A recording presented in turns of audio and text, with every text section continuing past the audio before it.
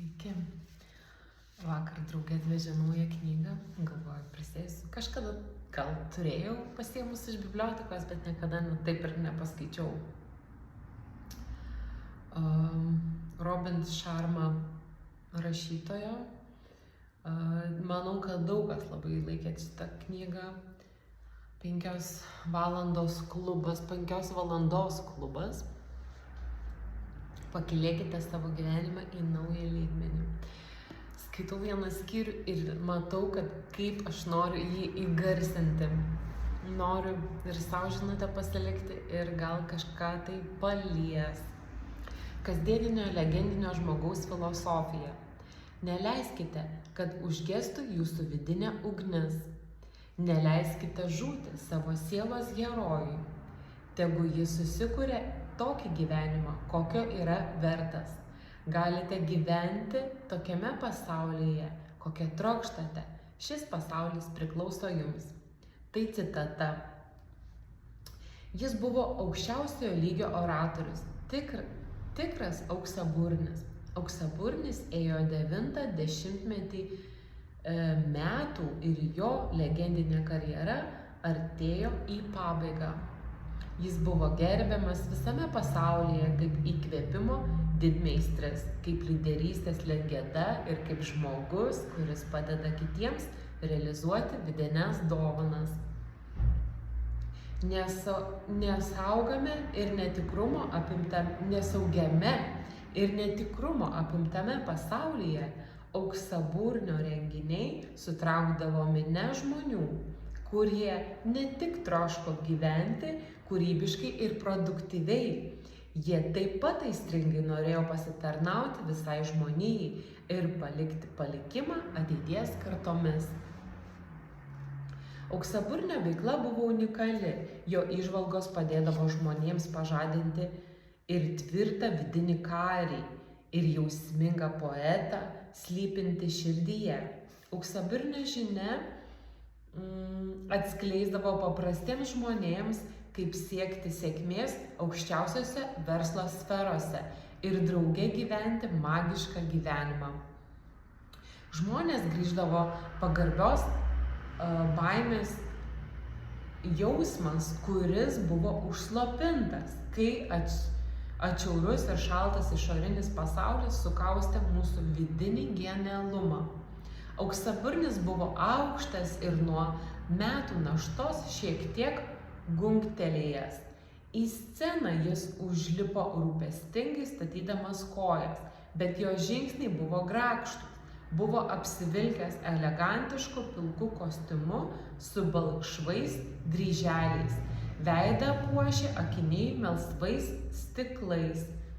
Gyvenimas per trumpas, kad galėtumėme neišnaudoti savo talentų, tarė auksaburnis keliems tūkstančiams salėje sėdinčių žmonių.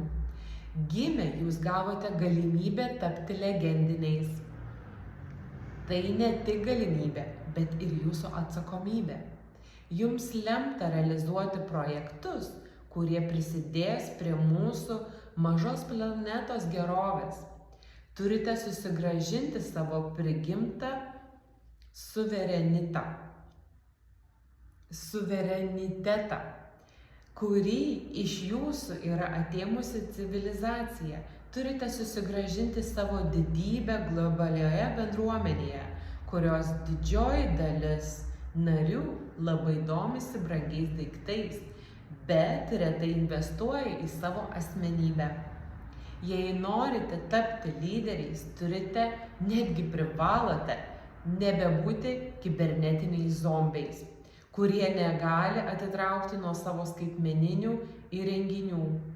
Atsisakykite egoizmo, nes jis riboja jūsų galimybės. Didieji pasaulio vyrai ir didžiausios moteris visada buvo davėjai, o ne rėmėjai, ne ėmėjai. Atsisakykite paplitusios iliuzijos, kad laimi tie, kurie daugiausia sukaupia. Verčiau imkitės herojiškų darbų, kurie pakeistų jūsų aplinką ir būtų naudingi žmonėms. Tada jūsų gyvenimas įsivyraus tvirti etiniai principai. Pats gyvenimas taps nuostabiai gražus. Jūs bet kokiamis aplinkybėmis sugebėsite išsaugoti savo vidinę ramybę. Galų gale, mano draugai, jūs imsite sklandyti drauge su angelais, žengsite kartu su dievais. Ta taręs auksaburnis nutilo ir įkvėpė didžiulį gurkšnį oro. Jo kvėpavimas buvo įtemptas, kaip įkvėpdavo, pasigirsdavo tylus švilpesys. Jis žvilgtelėjo žemyn į savo stilingus juodus batus, kurie buvo blizginanti taip, kaip batai blizginami armijoje.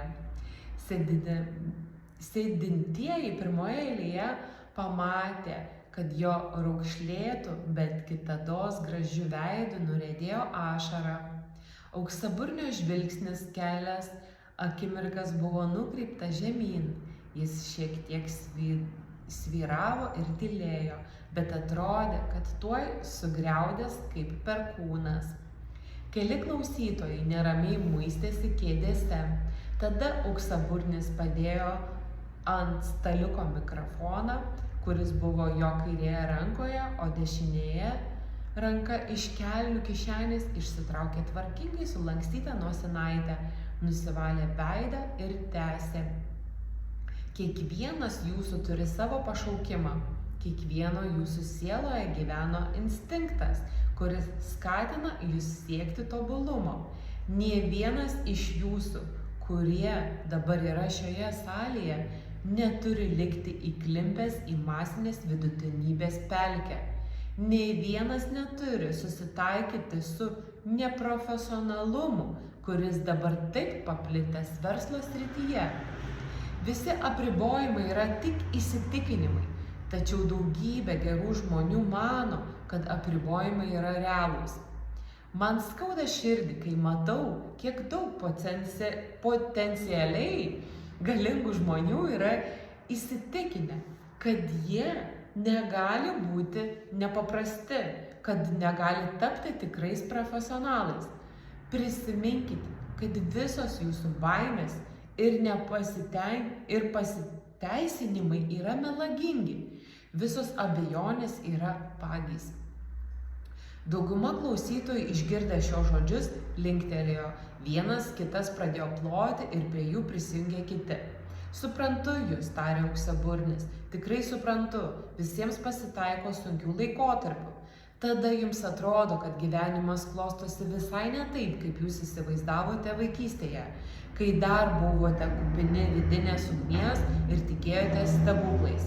Jūs tada juk negalvojate, kad visos jūsų dienos bus panašios į viena į kitą. Jūs nemanėte, kad dirbsite darbą, kuris dusins jūsų sielą. Netikėjote, kad gyvenime bus tiek streso, kad begalės visokių pareigų taip sekins jūsų energijos atsargas. Jūs vaikotės nesvarbių tikslų, siekiate įgyvendinti smulkius troškimus ir tą darydami pasitelkite modernes technologijas. Bet jos, užuot išsilaisvinus, jūs tik įkalina. Turiu jums pasakyti, kad daugybė žmonių miršta sulaukę 30, bet juos palaidoja, kai jiems 80. Taip, jūs kažkada tikrai tikėjotės, kad gyvenimas bus kitoks. Jūs manėte, kad jis bus įdomesnis, kad jis jaudins, kad teiks daugiau pasitenkinimo ir kad jame bus daugiau magijos. Taip tarė paskutinius žodžius, auksaburnio balsas suvirpėjo, jis staigiai įkvėpė, suraukė antakius ir atsisėdo ant kreminės spalvotos kėdės, kurią vienas iš jo asistentų buvo pastatęs scenos pakraštyje. Auksaburnis tęsė. Taip, aš žinau, kad šioje salėje taip pat yra žmonių, kurie gyveno tokį gyvenimą, koks jiems patinka. Jūs esate didžios sėkmės pavyzdžiai. Jūs teikiate savo šeimoms ir bendruomenėms beveik nežemišką energiją. Puikus darbas, bravo. Bet net ir jūs kartais pasiklystate šaltame, pilname pavojų tamsos slėnyje. Ir jums kartais nutinka taip, kad išduodate savo didingą kūrybiškumą ir iškeičiate jį į smulkų komfortą lydimą baimės. Jūs išduodate savo meistriškumą ir jūs apleidžia drąsa. Ir jums pasitaiko bergždžių žiemų, kai jaučiatės nusivylę, kai gyvenimas vos rusena ir kai žlunga nuostabiausios vaikystės svajonės bei idealai. Ir jūs kartais išduoda žmonės, kuriais pasitikėjote, ir jūs nekaltos širdys pasijunta nusiaubtos tarsi tvirtovės, į kurias įsiveržė negailestingi svetimšaliai. Visa salė nuščiuvo, tylėjo, o auksaburnis kalbėjo toliau. Kad ir kokioje gyvenimo kelio atkarpoje būtumėte, neleiskite, kad praeities skausmas užtemdytų jūsų nuostabią ateitį. Esate kur kas galingesni, nei jums atrodo. Jūsų laukia didingos pergalės ir gyvenimo palaiminimai. Dabar jūs esate kaip tik ten, kur turite būti, kad pradėtumėte nepaprastai produktyvų ir įspūdingą gyvenimą, kurio nusipelnėte per savo sunkiausius išbandymus. Ši akimirka visiškai nėra bloga, net jei jums atrodo, kad viskas byra į šipulius. Jeigu jums dabar atrodo, kad gyvenimas sujauktas, taip yra todėl, kad jūsų baimė stipresnė už tikėjimą. Greitai išmoksite nutildyti savo išgąsdinto aš balsą. Jūs patikėsite, kad jūsų laukia triumfas. Tiesa tokia, kad kiekvienas jūsų patirtas iššūkis, kiekvienas išbandymas, kiekvienas sutiktas toksiškas žmogus padėjo jums tapti tokiems, kokie esate dabar. Jums šios pamokos buvo reikalingos, idant atskleistumėte savo vidinius lobius, savo talentus ir galias. Niekas gyvenime neatsitinka šiaip sau.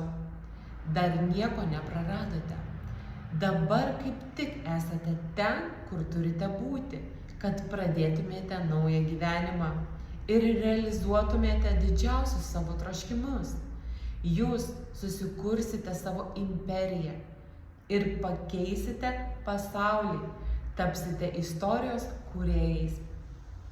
Auksaburnį pertraukė žmogus su raudona beisbolo kepuraite iš 5 eilės. Taip gražiai skamba, bet tikrovė kur kas sudėtingesnė. Jo išsišokimas atrodė nepagarbus. Kita vertus, balso skambesys ir kūno kalba rodė, kad šis žmogus nuoširdžiai žavisi auksaburniu. Sutinku su jumis, atsakė auksaburnis ir atsistojo. Jo balsas skambėjo kiek stipriau, idėjos nieko vertos, jeigu jos nepritaikomos gyvenime. Mažiausias praktinis veiksmas yra vertingesnis negu didingiausias ketinimas. Jeigu susikurti didingą ir legendinį gyvenimą būtų paprasta, tą padarytų kiekvienas. Ar suprantate, ką aš noriu pasakyti? Taip, atsakė žmogus su raudona kepuraite ir perbraukė pirštu per lūpas. Visuomenė yra įpiršus jums daug netiesų, tęsė auksaburnis.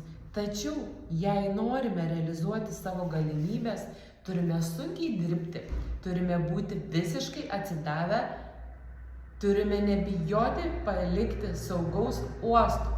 Aukšta klasė prasideda ten, kur baigėsi komforto zona. Tai yra taisyklė, kurią žino visi sėkmės lydimi įtakingi ir laimingi žmonės.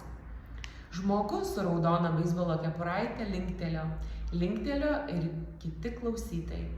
Nuo pat jaunų dienų mus moko, kad jeigu laikysimės tam tikrų taisyklių ir jei tinkamai elgsimės, gyvenimo kelias bus lengvas.